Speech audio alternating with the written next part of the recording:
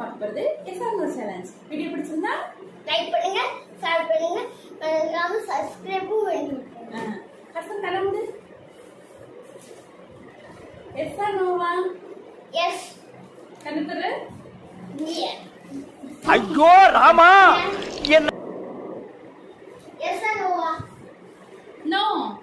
Chicken.